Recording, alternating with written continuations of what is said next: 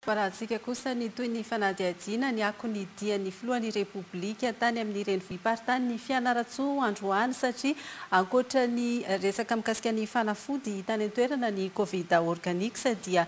nisy ihany koa ny fizarana ny tohana ho an'ireo tena sahirana iraetsy ariary isan-tokantrano ary dia nisy moa zany ny asa nataony teo anivon'ny postra malagasy manoloana indrindra izay fizarana ny vola izay satria dia alefa amin'ny alalan'ny postra monnaie le izy ka ny filohan'ny repoblika Andry Rajoelina no nijery ny tao amin'ny Braony Postra nanaramaso ny fomba fiasa amin'ny fanatanterahana izany fizarana ny tohana izany ankoatra izay dia nanolotra ihany koa ny tambavy covid organique sa ho an'ireo mpianatra izay hiverina an-dakilasy rampitso ny filohan'ny repoblika fanadihadiana.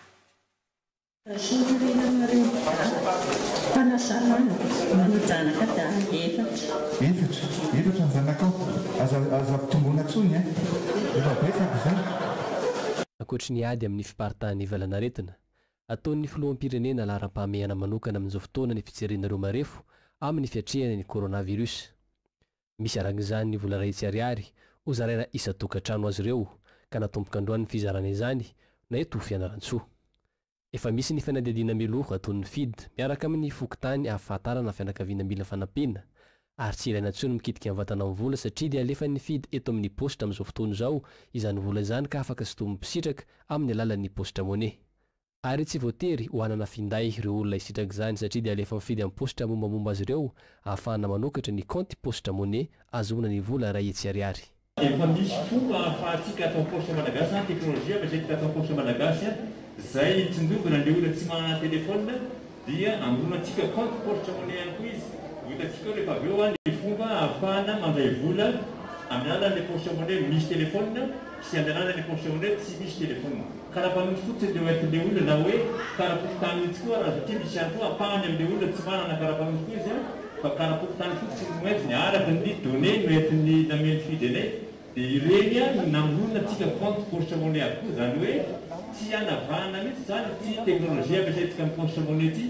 Tafiditra ho isan'ny famelomana indray ny postra malagasy ny fampiroboroboana ny posta monnaie ho ny filohan'ny repoblika Andry Rajoelina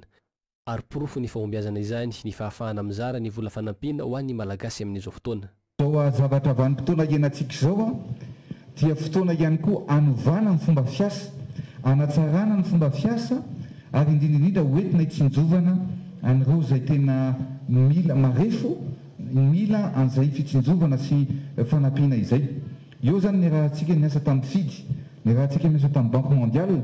fa tsy miasa amin'izay fotsiny fa zay natonga avako aty mijery miaraka aminareo tamin'ny postra malagasy satria efa namola volontsika nyty hoe postra monnaie ty. Rehefa mandeha izy io zany ny FID mijery hoe iza ny olona tena mila ny fanampiana, iza ny olona tena tokony omena an'izay vatsy zay, efa misy enquête io ataony. Rehefa vita izy io dia verifieny ny ao amin'ny gouvernora dia ny olona rehetrarehetra zany zao tsy isian'ilay vola mandehandeha tsony na hoe mba mety hoe sanatria misy mivery dia zay mana telefôna zany tonga dia tsy tonga ty tsony fa dia mahazo amin'ny telefôna zay zany zava-dehibe. Dia tonga eto moa zany hijery